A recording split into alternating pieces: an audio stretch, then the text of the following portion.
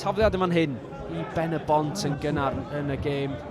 O, mae di mynd dros y brig. Joe Franchi'n casglu hi i ffwrdd o'r tir, a Sean Parry yn ochr gamu mewn i ganol pla o amddiffynwyr. Thomas Jevons gyda'r dacl. O, Evan Lloyd gyda'r gic, y chip dros y top, mae'n adlamu yn ffafriol. O, Lloyd, anhygoel gan, mae'n ffigio hefyd. Waw, gwych gan Evan Lloyd, mae'n heiddi y camerau arno fo fan hyn. Cais unigol o'r safon ucha. Evan Lloyd felly i ail gychwyn y gêm o'i linell gais ei hun. Ben Bennell sydd yn y tîm yn hwyr, newidiad hwyr am Luke Price. Benji Williams yn fan hyn yn hynod o gryf yn cario. Y bel allan trwy'r dwylo. Mae Pen-y-bont yn mynd y gic bwt drwy'r canol gan Fraser Jones. Mae ras ymlaen, mae Cameron Ellis ar ei hôl hi. Mae Cameron Ellis yn ei chyrraedd hi. A mae hwnna'n gais da iawn gan Cameron Ellis. Gêm gyfartal yma yn Stadiwm CiNer Glass, ond dyma lle da ni'n gweld Glynebwy yn sgorio bron a bod bob tro. Franchi dal yn gafel yn y bêl, mae'r sgarmes symudol yn dal i hyrddio ymlaen, a mae hi drosodd, a Joe Franchi, pwy arall oedd ar wylod y pentwr. Tafliad arall i Glynebwy fan hyn o fewn yr ardal bwysig o'r cae, ac o fewn gafel i'r llinell gais gyda pwer y pac. A dim just y pac sy'n dod ymlaen fan hyn, ond mae'n ambell olwr yn ei chanol i hefyd. Joe Franchi yn cadw'r bêl yn dyn wrth i ni weld Pen-y-bont yn ceisio gwneud smonach o'r peth, a mae Joe Franchi yn troi lli ac yn croesi'r gwyngalch i ail o'r gêm.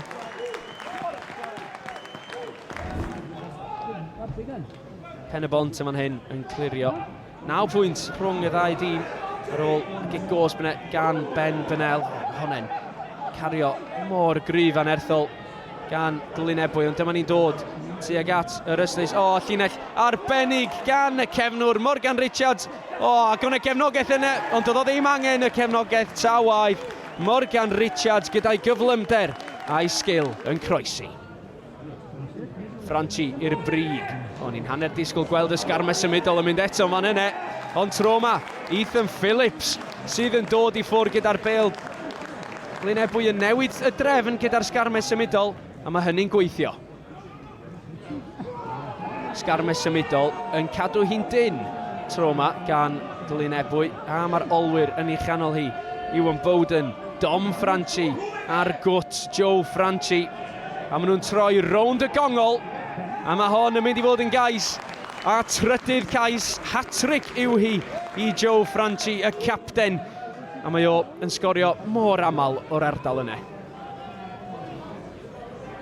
Pen-y-bont a chyfle man hyn, 5 metr allan o'r gwyngalch, ac yn llwyddo i ddarganfod y neidiwr ucha, ac yn croesi Corey Lewis, sy'n mynd i gael cais yn ôl i Pen-y-bont. Glynebwy unwaith yn rhagor ar y dwy ar hugen. Yn mynd i flaen y lein. Charlie Manship yw'r bachwr sydd ar gefn y sgarmes symudol erbyn hyn. Fydd o'n gobeithio cael cais i wenw i'w hun ar ôl i Joe Franchi sgorio deir gwaith yn ystod y gêm.